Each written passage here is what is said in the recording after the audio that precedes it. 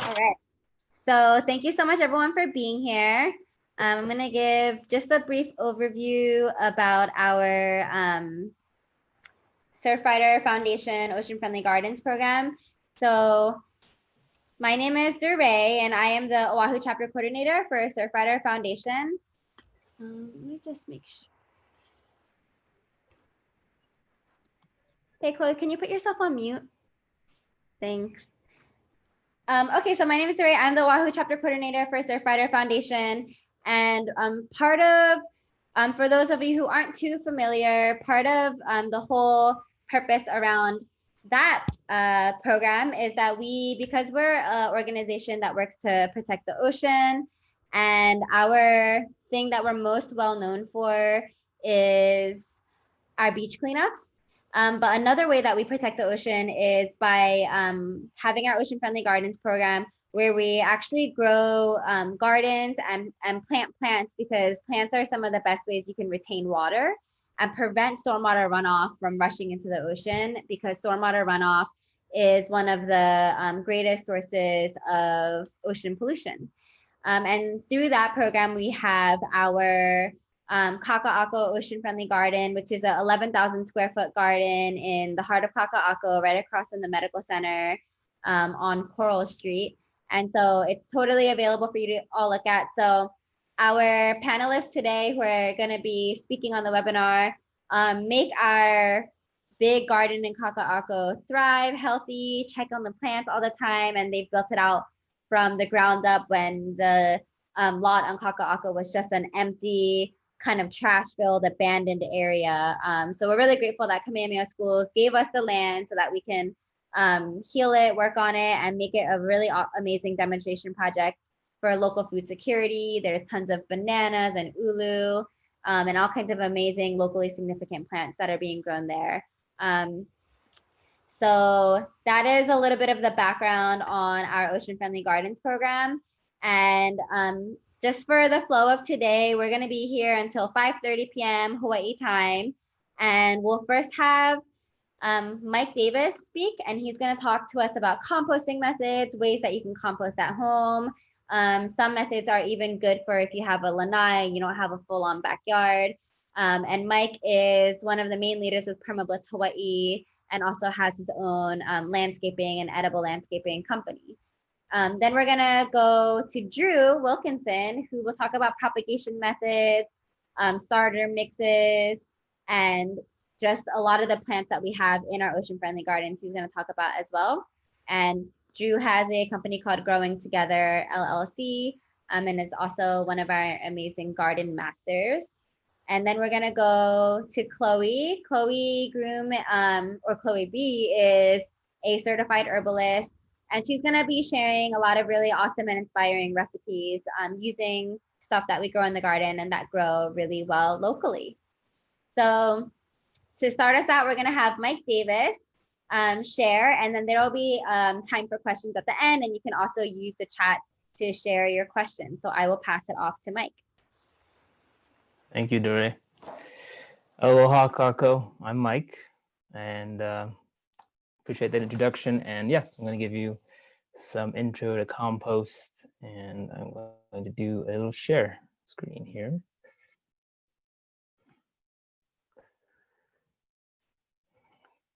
Okay. All right. Compost. Everybody composts.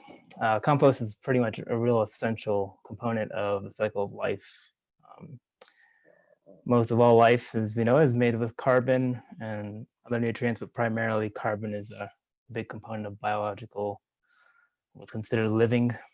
And everybody, including ourselves, we all compost as part of this cycle. So maybe you're asking, what is compost? Specific definition here. Pretty much organic matter that was speaking to carbon decomposed into a process called composting.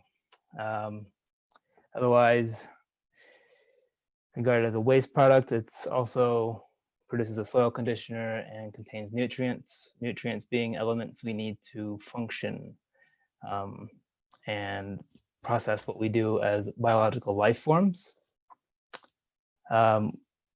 essentially compost is the accumulation of every organism's poop, essentially. So everybody composts, and that's what I mean by that. And they all have different processes, different components to consider, all the way from the basic level of bacterial to us living as humans and how we process on this earth. The main and most important players, as I was saying, bacteria, fungi, and microorganisms are a key component to this process. Different composts allow for different nutrient densities, which in our case here, we're talking about plants, will definitely help plants in different ways and different methods. Yeah, and geographically it varies. Obviously, specifically here, we're talking about Hawaii, but it is different to some extent if you're in a cooler region, especially when it comes to bacteria as microorganisms. They kind of operate differently, and there's different varieties that live in different locations and give different products.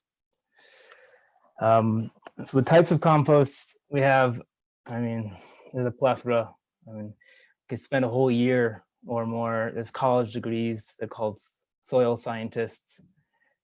We won't go into that here today. We don't have that kind of time. But the three main types, essentially, that people hear about the most, we'll discuss today, are traditional composts, which essentially the slowest and most common, at least seen. Vermicompost, self-facilitated compost, essentially through worms, like earthworms. You all know about worms. And then Bokashi, which is an anaerobic process. So without oxygen, kind of keeps the nutrients preserved and prepared for the soil and through the anaerobic or the aerobic process to then be made into soil. Get into more of that here in a second. We'll start out with vermicompost or vermicast. It's also commonly known as, comes from worms, worm castings, worm humus, worm manure, worm feces. Pretty much the worms are doing a big chunk of the work. They're eating up the food, pooping it out, and they're creating what's called vermicast. It's really dense, high nutrient, and they aerate the soil really well as well, which is great for those aerobic bacteria who are also doing processes in breaking down food into soil and to minerals and to nutrients that plants can use. And it can be used as an enhancer, intake, aeration, said all those things. Here's a variety of ways that vermicast is created through worms, worm bins essentially. Got your most basic here with the blue bin kind of in the center top up there. Just your old regular old moving tote, poke some holes. I don't see it on this one, but generally there's like a drain as well for fluid. Because generally the mix of worms is food. It's going to have liquid and other components. And then there's paper in there, as you can see, which I get into a little later as well. Basically, to the most complicated, I'd say, is probably the one on the right top up there, and then the left near Vermicast Compost. Big scale, a little more intricate, more complicated. These may have seen these around, but these are the variety of ways one can pretty much do vermicast or vermicompost. Bokashi, I'll get into that a little. Bokashi, I was saying, is really a way of preserving. The basic reaction that happens is through lactobacilli and making lactic acid, and kind of how one makes kind of fermented foods. There's a very similar process here. And one of the things here that it does that the others don't do is kind of really preserves even the off-gassing, as well as like just the components of what's needed to then be put into compost. It really is like a conservative method, and very simple, convenient, I could say. It usually requires a substrate, and it's that the anaerobic, anaerobic bacteria will be decomposing the food on. Here's some forms of Bakashi, essentially a bucket with a lid and a substrate. You can see in the left top corner, there's a little push down tool. It's really to keep the air out. And then there's some other forms here with a spigot to get fluid again. Most food always has some fluid. As it breaks down, it's going to release those fluids and can be used, which I can get into later perhaps as well. And then traditional composting, pretty much also it's an aerobic process.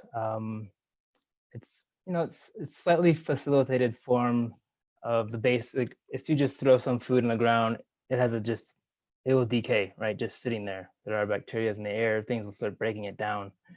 This is a little more, this is like a step up from that, kind of human facilitated process. Generally with a good mixture of nitrogen and carbon.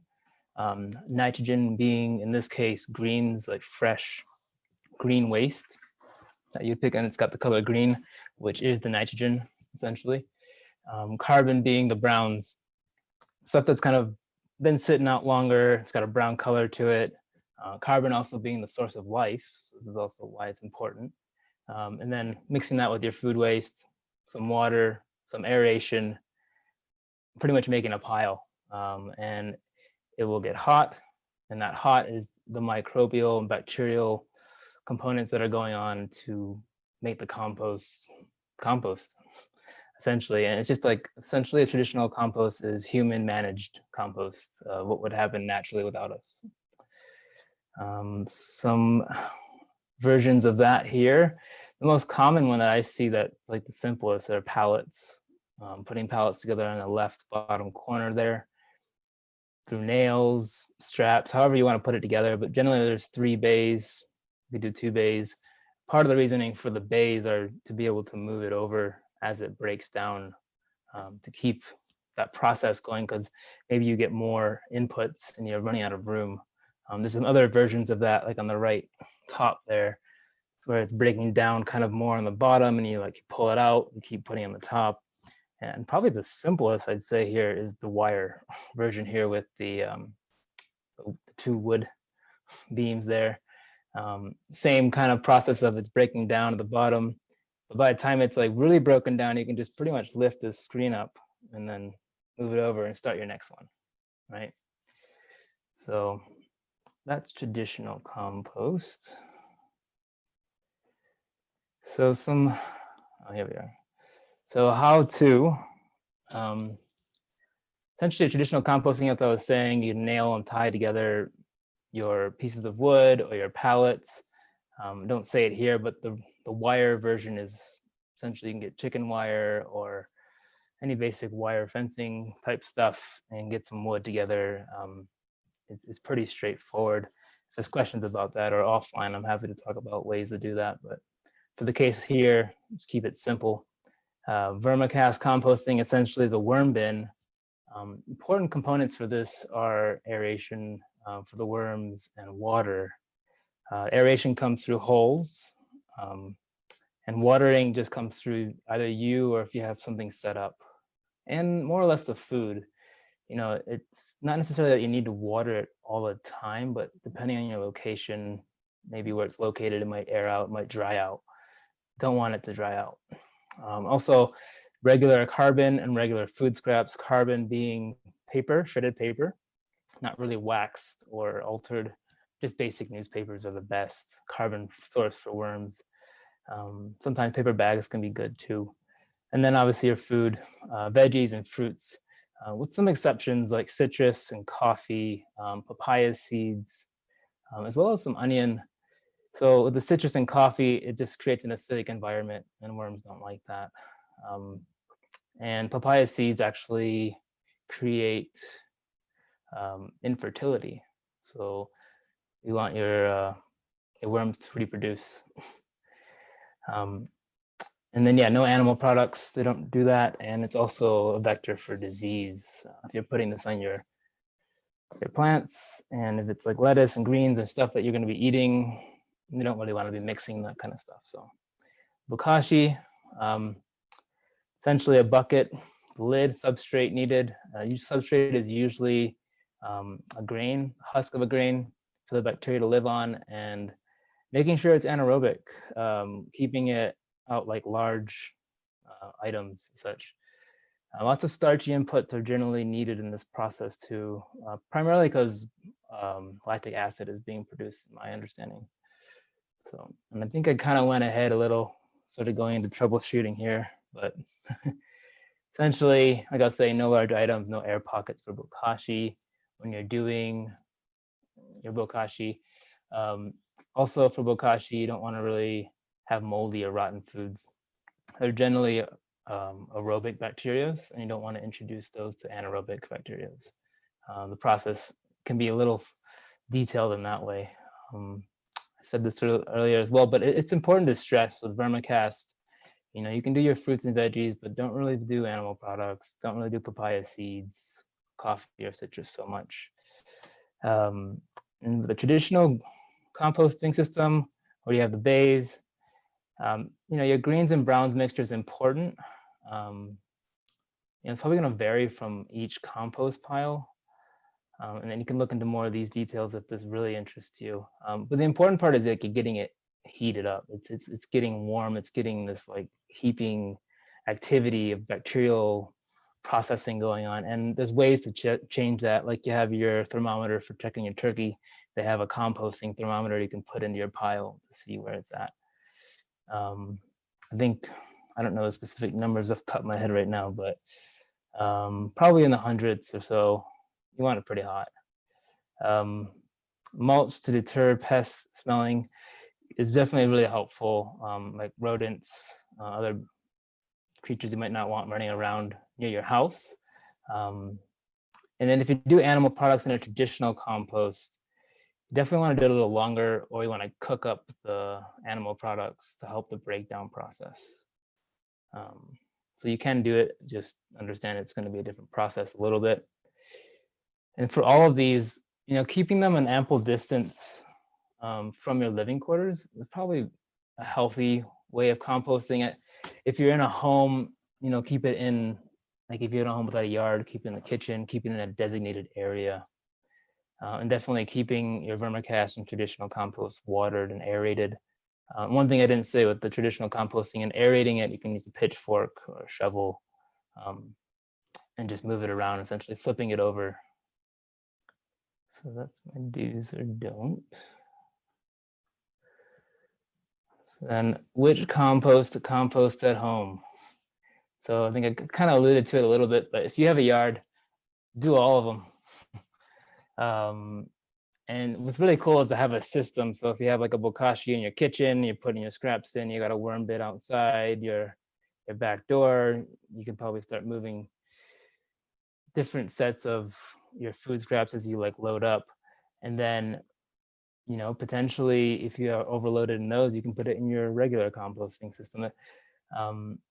Systems are always really important. I work with permaculture a lot with Permablitz Hawaii, and accessibility and zones are an important component here. Is how much are you going to go in these areas and how viable is it? No need to go in detail, but if you have an apartment and you don't have a way outside, Bakashi is probably your best version to go towards. And what's important with Bokashi is to have a place to dump, like a farm, composting facility. Yeah, so, and if you don't really have a place to dump, it may not be worthwhile in that sense. And you could think of it as you're helping the process of breakdown. But somebody like us with OFG, Kakaako, talk to me or Drew, you know, we could probably tell you places where it could be. But yeah, if you have no access outside and you're just in an apartment, Bokashis can be a good alternative. Now, if you have a lanai, I'd say definitely do some Bokashi and vermicasting. Essentially, vermicasts maybe on your lanai, just outside. You know, the important thing here, and I kind of alluded to it, is that these things tend to attract bugs. They attract rodents. Might not be things you want in your house. That's why the lanai might be really important. Particularly the vermicasting, because it's just sitting there. The Bokashi is a little more closed system. you can kind of regulate that a little easier. And yeah, so that would be what to do at home where you are. All right, so now you have compost, what do you do? So once you've got compost, your vermicast, essentially it's looking like soil, or it's like really dense, it's really kind of mushy maybe. You can definitely use this for amendments to your plants and for your seeding and propagation, which Drew Wilkinson will go into some more. And maybe he'll show us some worms, because I don't have any worms today, but it's really, really cool to see the worms. And or, you know, return it to your land if you don't have a place to put or plants. Find your favorite tree and put it back into the cycle that in our communities, you know, these bacteria and worms and are growing in this environment. One thing that's really challenging with our processes now is that we ship things thousands of miles away and they don't always like meet up in their processes very well, if that makes sense. And yeah, so, you know, plants don't just need compost, they also need, you know, some soil amendments, just such like perlite, vermiculite, garden lime, coconut coir. And if you don't know what those are, maybe Drew can get into those a little bit too, but they're essentially components that you can put into the soil to help with aeration, inviting the bacteria and allowing for plants' roots to grow into, and the whole process of, I guess, creating a home. Essentially, like the soil itself is really complicated in the way that it can look like, essentially. So anyway, yeah, so that is essentially composting. These are contacts and communications. If you're interested in Permablitz Hawaii, we work with Surfrider Oahu here, working on food security. Started about a decade ago. Please feel free to email us, learning more about what I've spoken about and permaculture and our future events. We have a Facebook, as well as for myself, this is my email if you want to reach out to me. And that is me. Thank you very much. Awesome. We have a question in here, Mike. It says, from Dallas Scott, I've been wondering when I should stop adding to my traditional compost. Like, at what point do I start a new pile, or can I just sift it and then keep adding? Yeah, that's a great question. Thank you, Dallas. I would say, yeah, sifting is a really good way of getting out the stuff that's really broken down to soil, because that's what you want, right? And I'm wondering how long, I mean, we don't need to make a discussion, but is it breaking down quickly, or is it that do you have bays? If you have bays, maybe you could be moving it over to create more. You should be able to add to it consistently. And if you don't have room, then maybe you need a bigger pile. So, or maybe find some other sources. Oh, well, if you're talking, I think you're muted. Unmute. Oh, okay. Thanks. Yeah, there's parts of it that are completely broken down, and I just keep adding to it. And so I see the broken down process, but then I still have giant chunks in it. So I didn't know if I should just keep adding and pulling out the decomposed parts out, or if I should be starting new piles, essentially. Do you have bays, or is it just one bay? It's one giant rogue mountain. If you have room, make another bay and move your more processed compost over to there, and then yeah, or you can divvy it up how you want, but generally 2 to 3 bays is what I've seen. Okay, cool. Thanks. Yeah. Any other questions for Mike about composting? Yeah, I have a question. Can you guys hear me? Yeah. Cockroaches in the compost. I compost out in the backyard, and when I have the Costco one that spins, and they all just go running out with tons of them in it. Is that all right? Yeah, they're part of that process. They're helping break it down. Yeah, as long as you're fine with them. There's these little white worm things in it. I'm not sure if they're like slugs eventually, or what are those, you know? Those, I believe, are grubs. Grubs. Grubs, okay. Yeah, grubs are it can be kind of gnarly. They'll go for the root system of plants. So when you're getting your soil, if you could filter them out, that would be Yeah. good. And yeah, it's kind of hard to say without looking at it, but you know, there's pests and bugs can find their ways in. So, but they're helping, just I guess, and just maybe keep them away from your potted plants. Okay, yeah, I've just been picking through them, so give them the chickens. The bird, yeah, chickens love them, birds love them. Yeah, absolutely. All right, cool. Thanks. Any other questions? Any more questions? You can put them in the chat if you don't want to unmute yourself. So either way.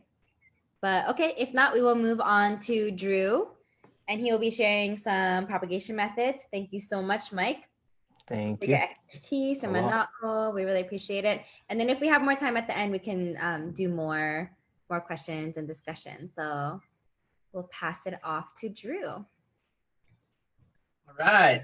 Aloha. Thanks, Mike, for all of your input on composting. That's the foundation of propagation. And what do you know? I have some worms. So I'm gonna show some of those here in a little bit, and also get into some of those things that you were talking about, the cocoa coir, the perlite, compost. And we'll also go over some other things that you can use and find at your local stores. But before I jump ahead of myself, yeah, so I'm Drew Wilkinson, as DeRay stated. I am part of the OFG Garden Hui with Mike and also Alan Fanning. And I am really passionate about forest gardening. Hence, if you've ever been to the Ocean Friendly Garden, you will see that as one of our main themes. And the reason why is, well, for number one, I love fruit trees, and I love to set up systems that kind of recycle nutrients and create their own ecosystem. So it's kind of this balance between the trees, the plants, the bugs, the soil.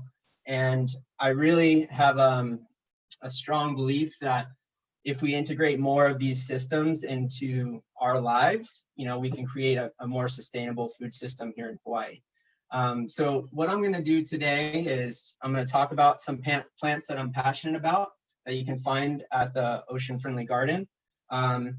And some of these plants grow to be 15 feet tall. Some of them stay small as shrubs.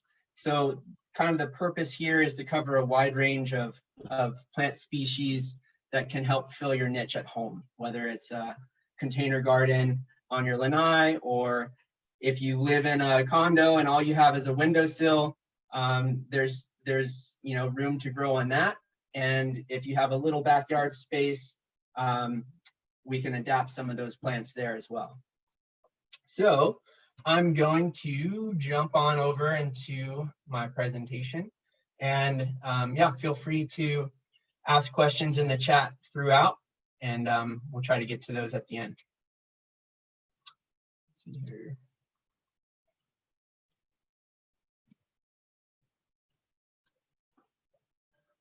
Share screen.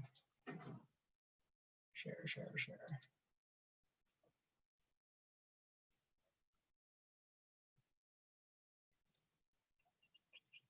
Okay. Mike, can you give me a thumbs up if you see Garden at Home? All right. Okay. So this is some context of what we're talking about when we say the ocean friendly garden. And you see a wide diversity of plants. You got your bananas. You have a theme tree in the middle here. That's the ulu. And then you have these different layers. So right under the bananas, you can see the kalo. You see this papaya, which is like an upper layer. And then down closer to the ground, you have, this is a type of spinach. You have basil, you have tea, and then we have integrated some other ground covers. Yeah, this is kind of a forest garden system. And so the point of a forest garden system is that you have every layer of sunlight being absorbed by a plant. So there's no open soil. And this isn't always easy to do in a container garden setup, but you can adapt some of these species into that setting. And, you know, so there's room for kind of picking out some of the key players and We'll get into those a little bit. But first, this is always a foundational question when people are, you know, starting to take the leap over the edge and like being tentative and kind of like a kitten just walking outside for the first time, doesn't really know where to step and is really scared.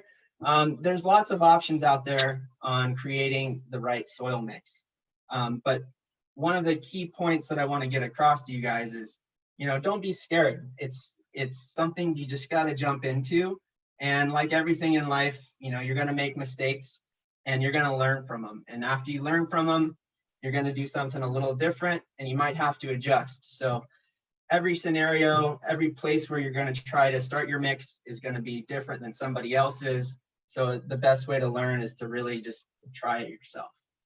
So I have a few things listed here, and I'm just going to walk you through kind of my basic mix that I use in my greenhouse. And this can be applied to fruit trees, it can be applied to vegetables, but ideally it's more towards things that are going to be kind of in a container or something that needs a little more energy, a little more sustenance than just a small little seedling starting out. Okay, so to break it down into parts, I just used a plain bucket for scale. So one type of amendment is called coconut coir or cocoa coir. And these amendments that I list across the line here are kind of, can all be used in place of that. So the coconut coir is a more sustainable product. It's harvested in the subtropics, so it's not from, you know, Canada or somewhere else across the world. It's more locally produced, but sometimes it's harder to find in the stores. Another common media you can find at your big box stores is potting soil, also peat moss. If you're going to use peat moss, you're going to need to add about, what do we got here? Oopsies. Let me just go back. Okay. So with the lime, you're going to need to add about 3 tablespoons because it's slightly acidic, and the lime will help balance that out. Another key ingredient, so we got 1 bucket of any of those examples I said, and then another bucket of ideally homemade compost. So something that's been heated up, you know, to 130 to 160 degrees over a period of time, and that basically sterilizes all the weed seeds and pathogens that might be in that mix. But if you don't have your own homemade compost, you can get that from other locations. Most of the time in the store, you'll see, you know, a bag of compost, or you might see another bag of composted manure. Those things both can work as well. Number 3 ingredient is perlite or cinder, and the coconut coir and that kind of gives structure to the media. The compost is the fertilizer, which provides the nutrients, and then the perlite and the cinder allow for aeration. So those 3 parts are essential for having a good mix of media. So the perlite is a naturally occurring substance that is extracted from the earth, and it's these little white little balls. You can't really see it that well, but you've probably seen it if you've got a potting mix from the store.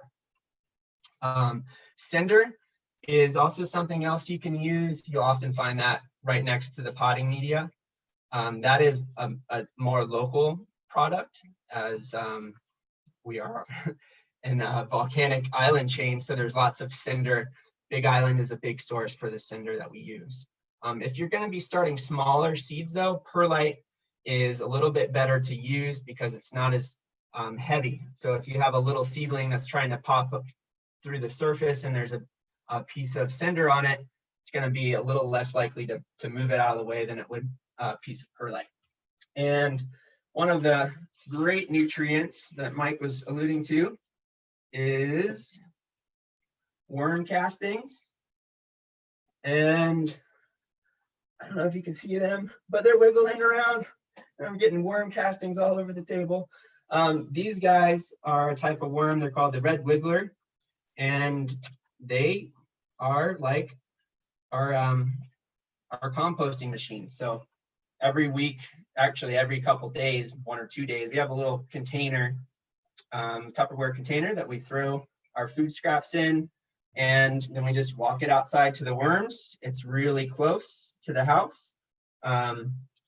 And you know, you just have the right setup for it, as Mike was alluding to, and then you won't get bad critters in there. And relative location is really important, as he was alluding to, because the farther away it is, the less likely you're going to make that trip to check on them or to harvest from it. So that's kind of another permaculture principle that Mike was talking about. Okay, so about 1 cup of worm castings goes into the mix. And then another key component is the fertilizer on top of the compost. It's good to have kind of a slow releasing fertilizer. There's a lot out there. The organic ones sustain different types of bone meal. These are the products that are going to have kind of a more balanced effect on the microbial life. So these organic fertilizers are able to be taken in by the microbes and made available to the plants at different rates than the synthetic fertilizers. But the sustain is going to be a little more expensive. So those are kind of the basic start to your soil media mix. And in the presentation, I have linked up some of the places to find these materials. So, you know, you might be on a certain part of the island and, you know, going to Kapolei to pick up the coconut coir and the perlite is just out of your region. But maybe that is in your zone. So Simplot Hawaii carries those items, and you can kind of just go down the list to get the more details. But the best compost you're going to get, the best worm castings you're going to get are going to be the stuff that you put your own love into and grow yourself. So if you're not going to do it that way, though, you can go to the big box stores, Hawaiian Earth Products, Island Topsoil. Those are some places that have the compost. And the Sustain, another good agriculture product store is called Nutrient Ag Solutions. They're in Kunia. But here's their phone number, and all these places you can look up online to get some more info. So here's my favorite mix. We got the coconut coir here, we got perlite in the middle, and we got the compost over here. And then added in is the Sustain, and kind of scattered around is the worm castings. And that kind of leads into the next part of the presentation. So what I wanted to show you guys is how to load up some containers. So this is some of the mix. And also in here, we have some different containers. The containers can be for different purposes. So kind of depending on what you got around, what you want to grow, influences your decisions on which containers you're going to use. These guys, it's called a 6-pack. These are great for starting small vegetable seeds. And to fill these up, it's pretty much as simple as it sounds. You have your mix nicely stirred up. So I've taken some time to blend this together and created a nice soil mix. I have a little dipping cup. You do want to take some precautions and really make sure that your containers are clean. If you're going to reuse them, wash them out with soap and, you know, scrub them down, rinse them out. You don't want to transfer any pathogens to your new plants. So with the little scooper, you can just fill it up, and you don't really need to mash it down too much. So that is kind of a filled little 6-pack, simple as it is. There you have it. These guys are, you know, similar, just they're probably about 4 times the size of the 6-pack. And these are great for if you just want to start a couple vegetables you can fill these up, and the difference is you probably get another 2 to 3 weeks with your veggies in this pot versus those small 6-packs. So this is just kind of convenient, gives you a little more time, a little more nutrients, a little more space for those roots to grow. And these are kind of a little bit step up from that. And then you have your bigger 2 to 3 gallon pots. And these guys, if you're going to do a container garden, you know, where you want to grow some kale or spinach or mint or herbs, you want to kind of start them out in something like this and then up pot it into something bigger like so. Then you can get into your fancy pots. These are clay, they're really heavy, but they're much more attractive than just those plastic pots. So once you have your soil media pots kind of filled up like that, next step is to plant your stuff. So my mouse is running away from me here.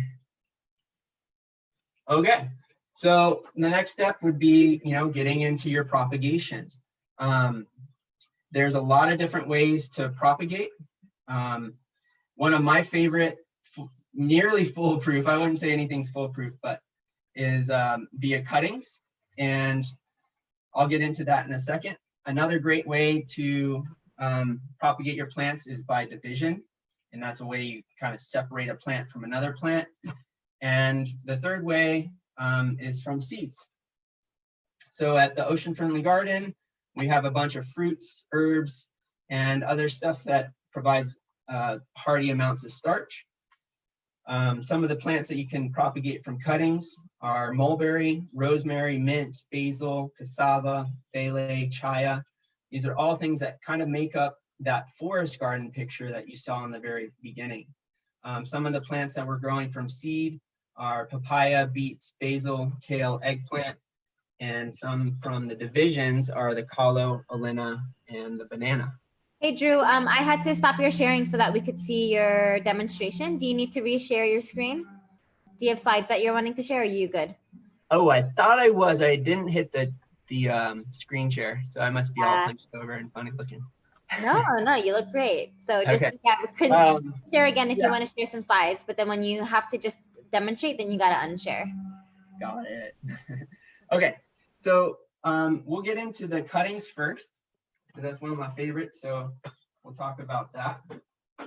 I'm just gonna move this big pile of soil over here, and then we'll take these little guys over here. So as I said, you know, one of the things you can do from cuttings is, this is rosemary, and now this is a different type of container. It allows me to put a lot of plants in a little space. And, you know, sometimes you're not going to get 100% success every time. So that's why it's nice to just kind of load them into a small area, and then you want to select the ones that are the most vigorous. This is another size up with the rosemary, and this is great for some summertime tea. Boil it up. I don't want to get into Chloe's section here, but I love some rosemary. Oh, what else is happening in the summer? Basil. So this is sweet basil. At the Ocean Friendly Garden, we got a few of these plants. We have some Tulsi Basil, and it is amazing. I think I've had pesto every week now since I've been visiting the garden, because our plants there are just erupting with leaves. So how do you make a cutting? Well, this was simply cut from the plant. And basically you want to take off about 75% of the leaves. So I would go through and just knock these lower leaves off. And basil is really cool because you can just put it in some water. And if you change out the water every couple days, eventually you can grow your own right in the kitchen sink, like right next to the kitchen sink. Okay, if you have a little windowsill where it gets some sun during the day, This is a great way to, watch something grow. So in this instance, we got a nice root structure, and I want to pot that up into this guy here. So what I'm going to do is I got my little pot, and I got a little water. I'm going to lightly rinse or just lightly douse the media first. So I'm just kind of letting that water just on a light mist soak into the media. Then from there, I have a little Sharpie. I'm just going to make a hole about the size of the plant, enough to kind of support the root system and a little more.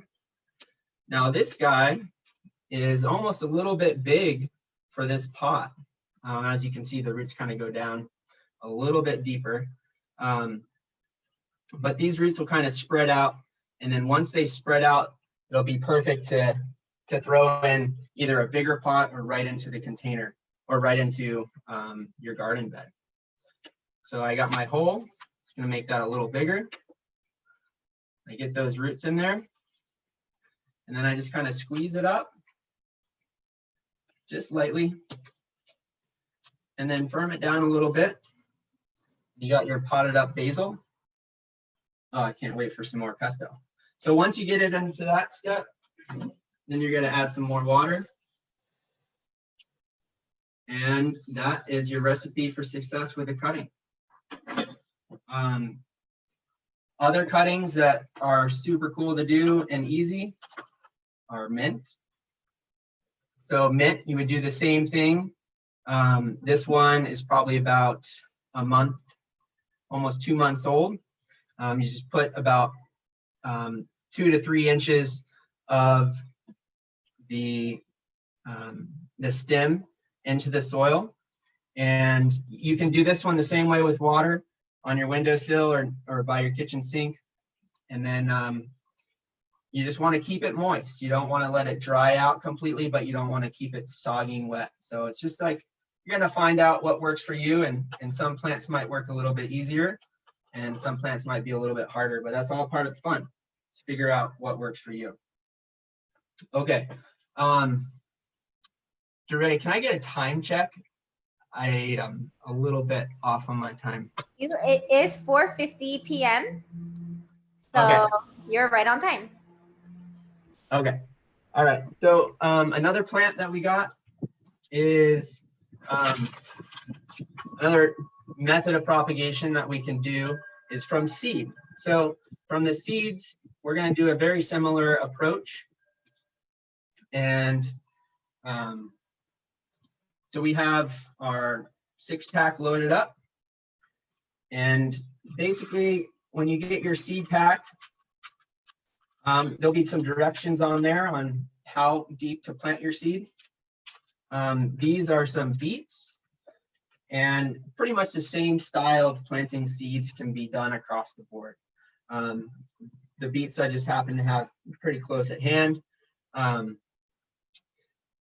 But other good things to plant right now are eggplant, collards, kale. But the things that are really happening are the basil and the eggplant. So when you plant your seeds, I would take about 2 seeds per little cell, and you can just put them right on top, and you spread them out across the 6-pack, so 2 per cell. And then after you get your seeds all laid out, you can just push them down a little bit. Oh, I forgot to do the first thing. Before I put them in, I would have liked to have given them a little bit of water. With these beet seeds, they're big enough, they're not going to float away.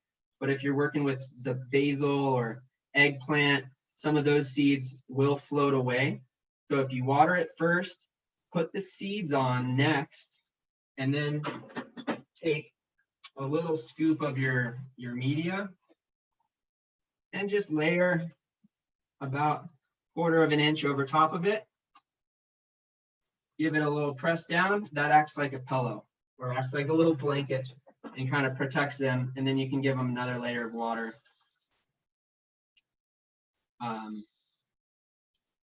And then from there, really good practice. I didn't show you on the first one.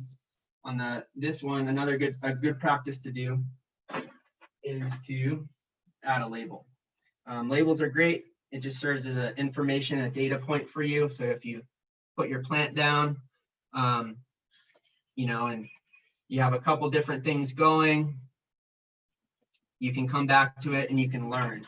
So beets 718, oosh, right there. All right. So a third method is from division. And let's see. Some of these guys, this is what you call a Mod Podge of some of my favorite plants. So I had a pot laying around, some soil, I was doing some work, and I had some extra cuttings, and I just stuck them all in here. And now they've all grown a bit, and they're ready to kind of be separated out and or up potted.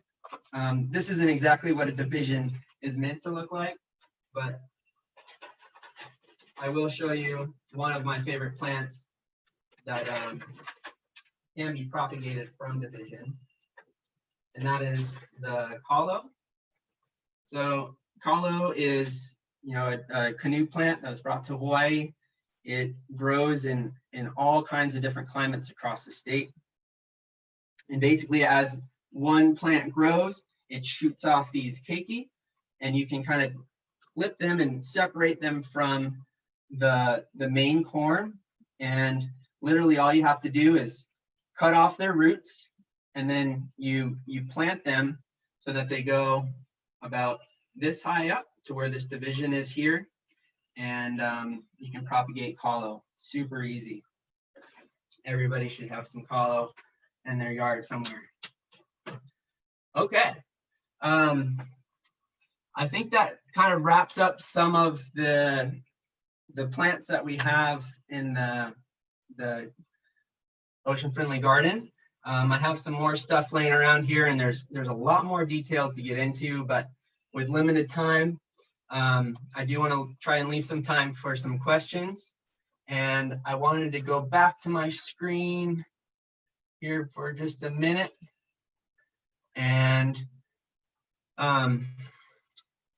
just to kind of wrap things up, you know, as I said before, I'm really passionate about growing trees, and I really want to put it out there. You know, there's a lot of need for more sustainable growth in our communities, and I think, you know, fruit trees are the way to go. So I'm going to be pushing a new campaign to promote food forest packages from my greenhouse, and you can check out our website, growfruithawaii.com, or contact me at info@growfruithawaii.com, and we'll show you some ways to join the movement and plant more fruit in Hawaii. So with that, I'll open it up for questions if we have some time, and thanks for watching. Thanks, Drew. Yeah, does anyone have any questions for Drew? I do. Can I ask you a question? Yeah, go for it. All right, cool. Can I show you?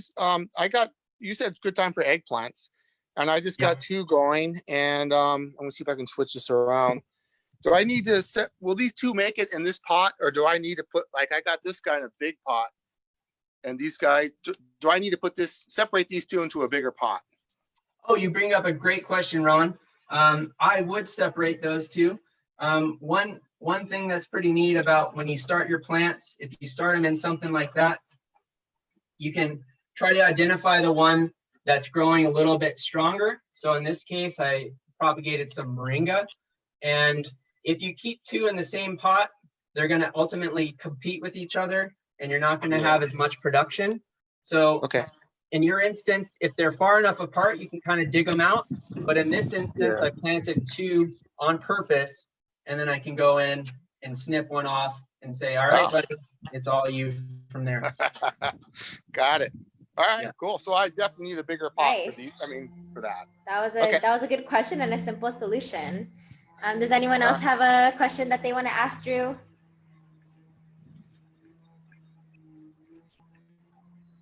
Oh, here's one. Can you keep on clipping the basil flowers?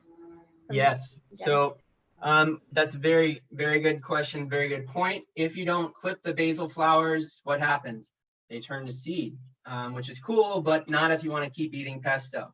So, you know, basil can be one of the more intensive plants to keep up. And that just means intensive means you just got to keep eating it and pruning it back.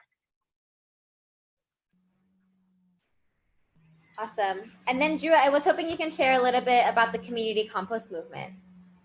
Yeah, so my friends, well, Danielle Marriott, she started with, I think it was a grant through Patagonia and Changing Tides Foundation. She started a composting movement here on the North Shore. And what they do is a method that Mike alluded to or went over, the Bakashi composting method.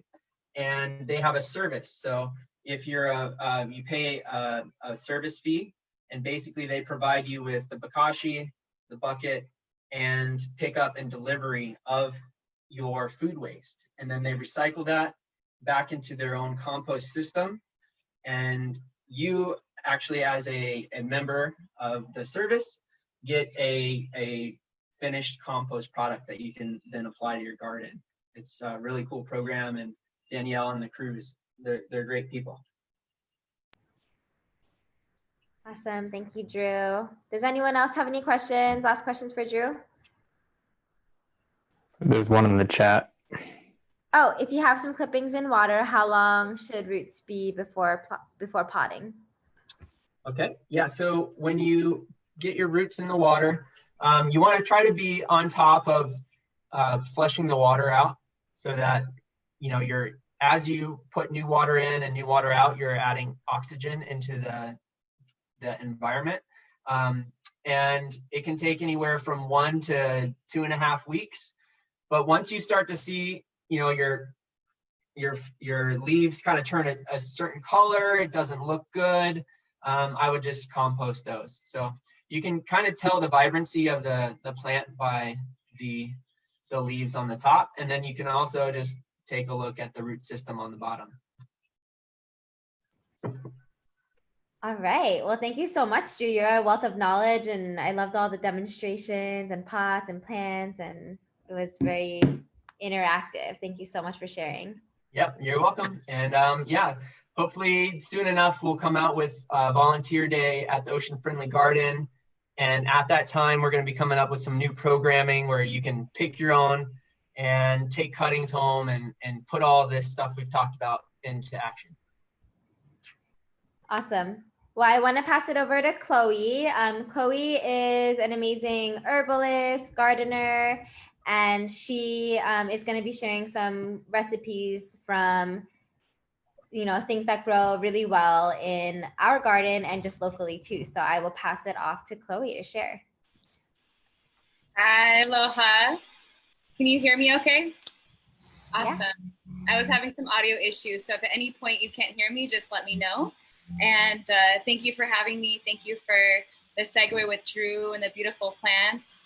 I have some recipes to share today. I first wanted to introduce the concept that recycling is not the solution. Recycling is not enough. We really have to educate the public and step up to be in community with reducing waste and source reduction in general. So to do that, we can source things secondhand, like everything here that I'll be showing you, including the bowls and the French press and all that stuff, was scored at different thrift shops and community. You know, I get a lot of things from clothing swaps where you bring kitchen materials there too. So just to emphasize that plastic waste is an issue of our times, but recycling isn't necessarily the way to move through that. I think a way to move through that and overcome that is to DIY. And from an herbalist perspective, I work a lot with women's health, and there is proven linearity and causality between BPA and other compounds in plastics. Whether they're BPA free or not, it is proven that most plastics over time do leach compounds into our food and beverage materials that are considered endocrine disruptors. And that means that these compounds impact and prevent the synthesis and transport of critical hormones in the body, including the elimination of hormones in the body. So when we have an excess buildup of estrogen or progesterone or things like that, that can cause neurological and hormonal disorders and imbalances. And one really great way to promote longevity for you and your family and your own body and your own fertility is to eliminate plastics from your personal consumption stream. That way, that's just one factor less you need to worry about, because we can't control exactly what's in the air and what's in the ocean water. We can try our best to promote a positive environment, but the environment in your home and your kitchen is totally in your hands. So by doing a DIY, we can reduce endocrine disruption, which is just a great thing all around. So also by promoting and doing your own beverage production and food production, it really increases gut health, the freshness of your foods, the diversity and seasonality with your foods. There's so many wonderful benefits to crafting in your kitchen from what is grown locally, and way less petroleum too. And we all love less petroleum. So less transport equals less petroleum and more freshness. So I could go off on that, but I'm gonna get started with some tea because it's hot and I love iced tea. So I did in a French press. I keep my teas in glass jars just because that feels good. This is a jar of mamaki, and I put a little bit of mamaki and mostly mulberry leaf in my French press, and I poured boiling water over the top. I did let it cool down and did an overnight steep in it. That way it could be nice and strong because we're gonna dilute it in our bigger jar. So once you have an overnight cold brew, if you don't have a French press, you can just do this right in your mason jar. And if you want it nice and cool, let it cool to room temperature and then put it in the fridge. And then you just press it out and you can pour it into your jar. And really at this point, once you have a base tea that you want to work with, you can add fresh herbs that you have around. Sweet basil, like what Drew was saying, would be really nice, or just even the flower tops of the basil. This has little sweet white flowers on it, which bees totally love. So basil is always a nice thing to have around. You can take the flower tops off and then just drop them in.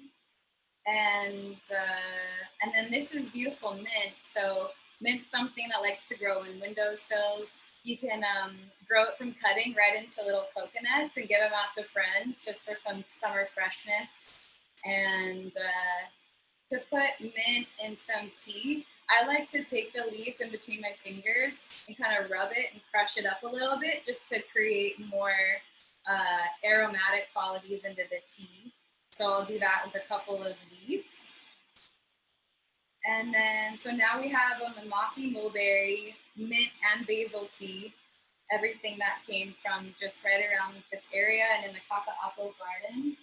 And then you can add slices of citrus. Lime peel gets a little bit bitter, so if you like bitter, like bring it on, but if not, then lemon peel is really great. And so you can just drop in a couple slices of lemon. Or if you are feeling fancy and you have a couple limes or lemons that are about to go bad and you need to use them up, you can make lemonade ice cubes. So that's another option. You could also do hibiscus ice cubes or mamaki ice cubes. Ice cubes are endless. They're great. They're wonderful. So you can drop in a couple ice cubes. And there we have a delicious tea that you can keep on the counter to drink throughout the day, or you can bring over to a friend's house or bring to the beach. And this directly replaces like a 1 gallon jug of other teas that you would find at the store. And it's plastic free, it's fresh, it's delicious. If you're on any sort of like herbal healing regimens, you can have this as your daily nutritive tea with things like, with mulberry and mamaki. So that's that. Simple tea, delicious, yes. Fabulous, darling refreshment. So I'll get into a kind of main course for this evening.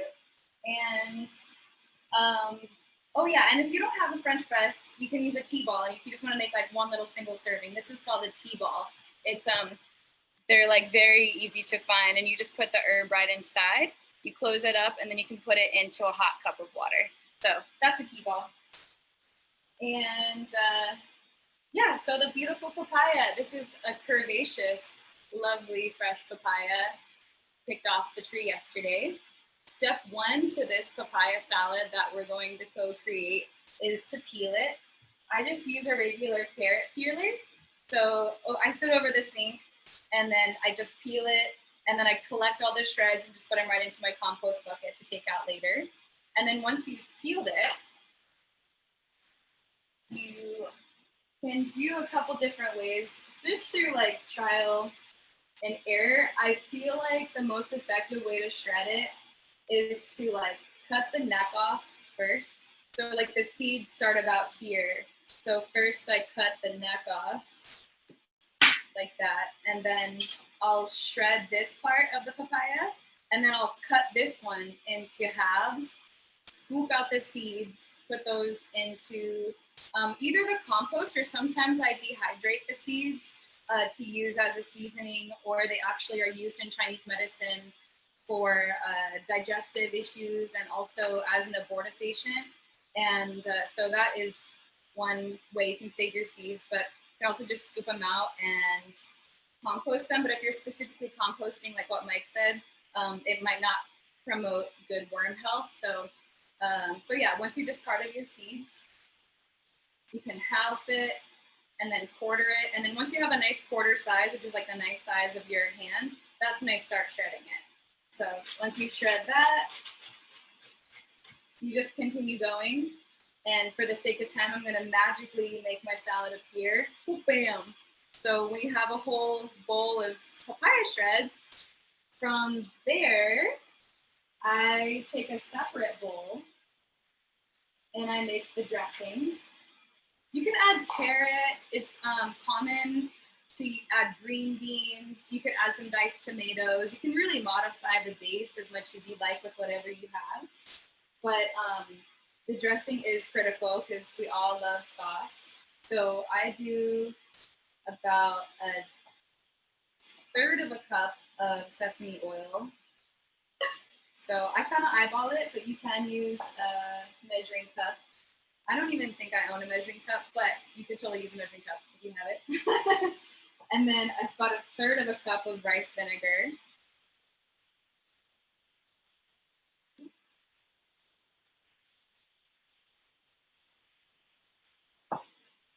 Rice vinegar is pretty sweet. I know apple cider vinegar is like all the rage, but rice vinegar is like really light and it's mellow. Like I like rice vinegar a lot. If you traditionally, like in Thailand and other tropical places where papaya salad is the thing, they use brown sugar, but I got some Manoa honey.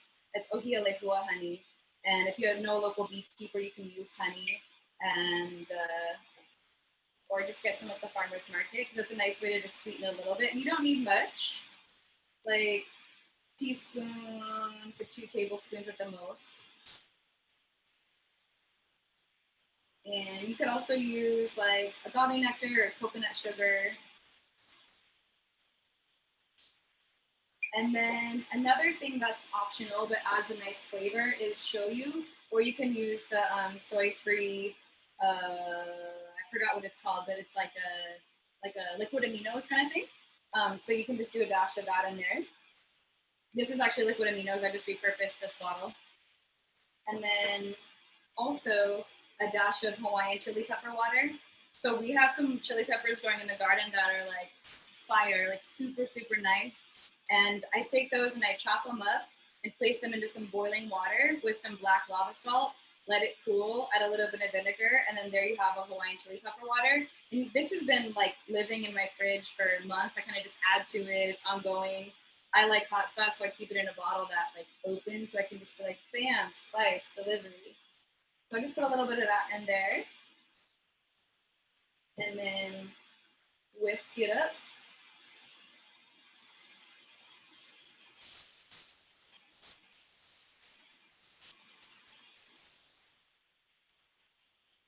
And then once that is ready, I like to just pour over the top.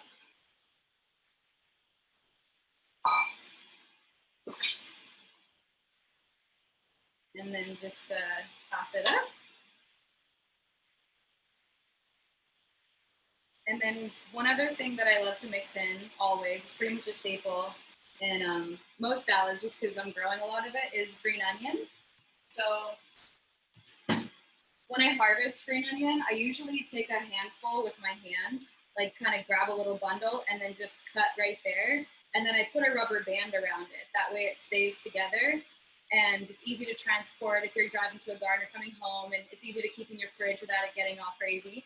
So I just take this and I chop down, and on this salad, it goes really well if you like green onions. So I do like a good like handful like that, and I just sprinkle that in there. And it pairs well with carrot and papaya.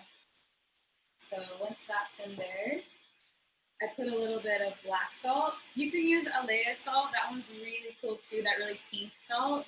I just really like black salt because it's volcanic, and I feel pretty volcanic sometimes too. And then another thing that I add is black sesame and white sesame. This is a mixture of, I just put black sesame and white sesame together. Black sesame in Chinese medicine is really good for like kidney, yin deficiency. It's very harmonizing for the liver and the kidneys too. Any kind of foods that are really dark in color, like Romania is another herb that's good for the kidneys. There's some other like black foods I can't think of, like black rice. Anything that's really kind of dark in color is really great for the kidneys. And kidneys are ruled by the element of the ocean and the element of salt. And so anyways, side note. So I just sprinkle some sesame on there. And then this is like the simple foundation of a papaya salad that you can make spicier, you can make cooler, you can make it really pretty by adding like diced cherry tomatoes. If you want to add a nutty topping and you like savory nutty goodness, you could do toasted mac nut, or you could do peanut. I take roasted peanuts and I just mash them in a mortar and pestle. And that's that.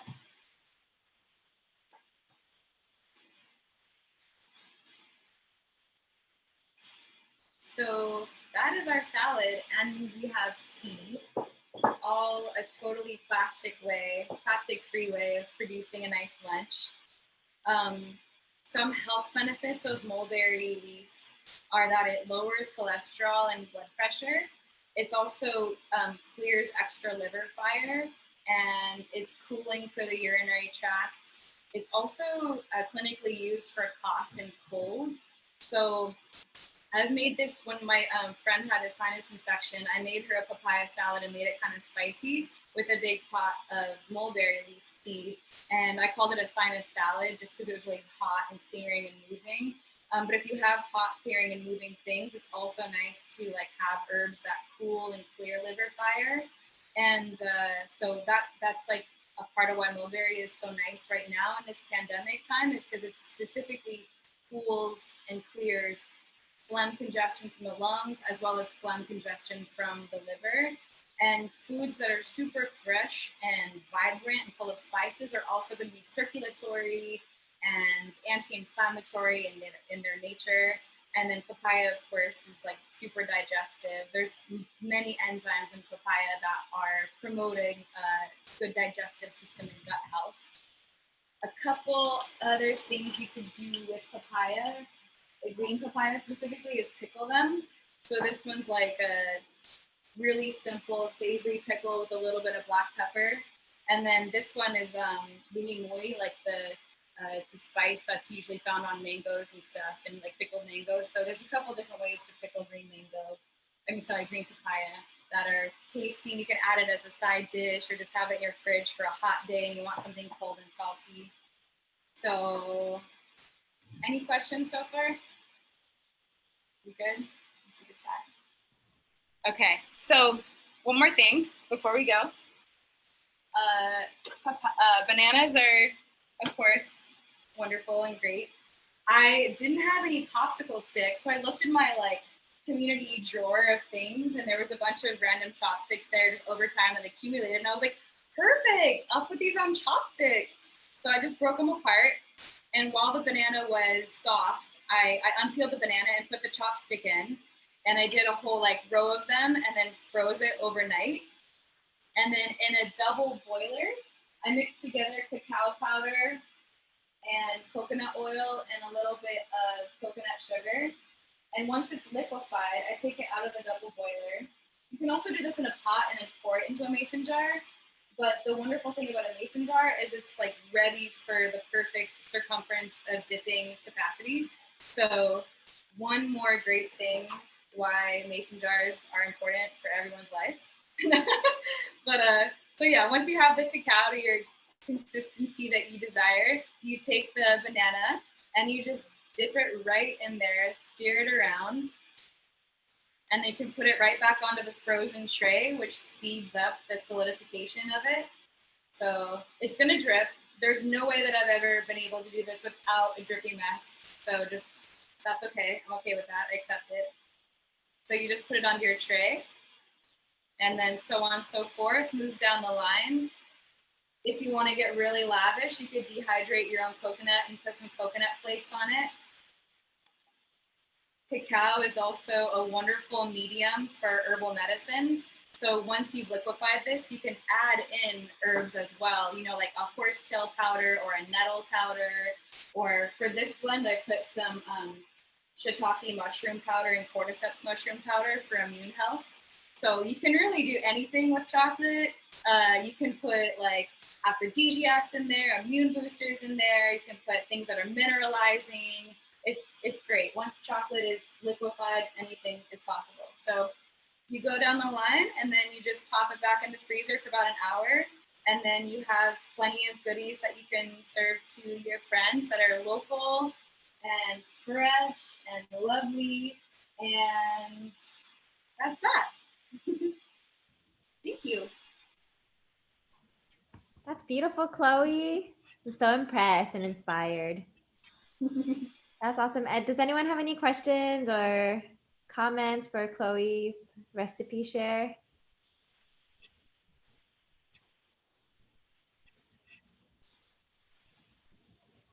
Do you toast the sesame seeds from Dallas? Ooh. Yeah, you could totally toast the sesame seeds. If you're using pepitas, like pumpkin seeds, I would definitely always toast those because they add a nice roasty flavor. The sesame seeds, yeah, I'll do a light toast if I'm feeling it. Not necessary because the flavor in them is already really vivacious and present. But if I'm doing mac nut or pumpkin seeds, then I'll toast the seeds, yeah. Just for like they get a nice warm brown, not too burnt, yeah. Nice. Another question is, can you use any green papaya from Jennifer? Yeah, I mean, if you prefer it really ripe and the tree is ripening at a good, pace and you don't want to interrupt that, then maybe pick a tree that isn't ripening. Like I have two trees. One of them ripens to like be this wonderful yellow pretty soon after it turns green, and then one of them just stays green for months. So I kind of observe first which one is not going to ripen, and then I choose the tree that ripens less quickly or is less sweet, and I choose that green papaya. But yeah, I mean, size-wise, you can do it with any green papaya. Nice. Any other questions for Chloe? I'm going to check the Facebook to see if there's anything coming in. Cool. I don't see anything. All right. Well, thank you so much, Chloe. I think I'm going to definitely try the banana one. I think that was such a good idea. It's like a whole food, but a dessert. Yeah, totally. And you can top it with whatever you want.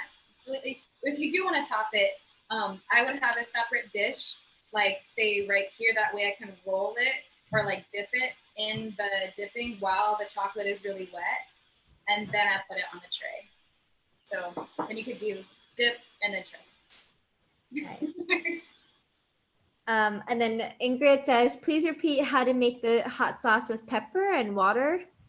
Yeah. I chop up the chili peppers, and then I dump them into a little pan of simmering water, add some Hawaiian black salt, let it cool. I let it simmer for like 10 minutes just to open up all the capsaicin and all the peppery goodness, and also soften the chilies. And then after that, I let it cool and then put it in a bottle with about a 1/3 cup of rice vinegar. And that's it.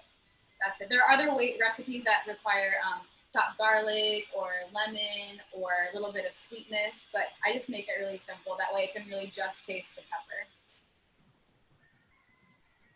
Awesome. Good stuff. Okay, well, I don't see any more questions. That was such a cool panel. We had composting, which is such a hot topic, propagation, and all these awesome recipes. I know I didn't know how to make any of those ahead of time. So thank you for your creativity and for all of our amazing speakers.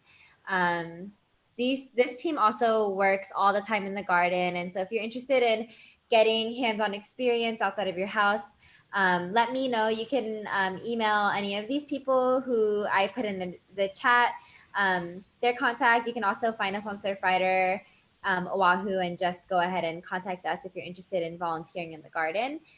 Just to repeat, we have our 11,000 square foot garden in Kakaako, right across from the medical center, the Japson Medical Center.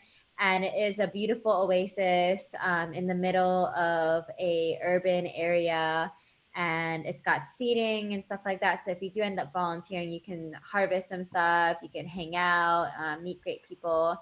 And I also wanted to share a program that we used to have. Oh, is 1 second. There you go. A program that we used to have called Surf Blitz, and Surf Blitz was a partnership between Surfrider and Permablitz, where we would come with dozens of people to someone's backyard and blitz it by turning it into an edible food garden. And so we are restarting this program this year. And so we're looking for folks who want their home to be considered for the Blitz. It is a small fee to be considered, and we are ideally looking for homeowners, or at the very least long-term renters, so that we can have some longevity at the place. But if you are interested, you can go on oahu.surfrider.org, and we have a ocean-friendly garden section that you can check out. And there's a Google form, and you can kind of type in your info and be considered to have your backyard blitzed. I know many of the folks who have had their backyard blitz still have these beautiful food gardens, and they're harvesting an abundance of food right out of their backyard. So super inspiring, and we're really happy to be relaunching that at some point this year. Just want to give a thank you to Permablitz Hawaii. They are our garden master extraordinaires. Mike and Drew are both leaders with Permablitz Hawaii. They're a nonprofit organization, and they do amazing work in the community, and they've made really all of our garden work even possible because we don't have garden experts within Surfrider, so they're able to come in and provide that really important partnership. Also want to thank Kamehameha Schools for donating that big plot of land to us, and donating also grant funding to us, and all of our supporters of Surfrider. If you want to get engaged with us, you can follow us at Surfrider Oahu on Instagram and Facebook, and Permablitz Hawaii for Instagram is Permablitz_Hawaii. I shared in the Zoom chat the contacts for Drew, Mike, and Chloe. And Chloe sharing her Instagram is Rainbow Bliss Botanicals for all of her herbal recipe solutions, inspiration. So last little note is that we are a volunteer-run organization. I'm actually the only staff person for the whole island of Oahu. So we're able to do, primarily all of our work through the power of volunteers and dedicated ocean lovers. If you're interested in getting more involved with ocean-friendly gardens or any of our programs, beach cleanups, plastic, we have so many amazing programs. Let us know, and we'd be happy to plug you in. And we have kind of events like this semi-regularly. We've been doing a virtual event at least once a month, and we have a public meeting the first Wednesday of every month through Zoom now too. So this video will be available on Facebook Live, and we'll be uploading it on our YouTube, so you can access it anytime. And if you have requests for future virtual content, just let me know or let any of us know, and we will definitely consider it for our next virtual event. We can cover things from gardening to plastic to water quality, beach access, beach protection, many different things. So that's all. Thank you so much for joining us. Chloe, Mike, or Drew, our amazing panelists, do you have any last words? Thank yous for anyone? I would just say thank you for your time and making the movement move. Food security, cycle of life. And thank you, Chloe and Drew. Just beautiful how it all went together. And Dre for facilitating. I also just want to say thank you so much, DeRay, for making this happen. And it's a pleasure to collaborate and co-create. And this is exactly how we become more resilient.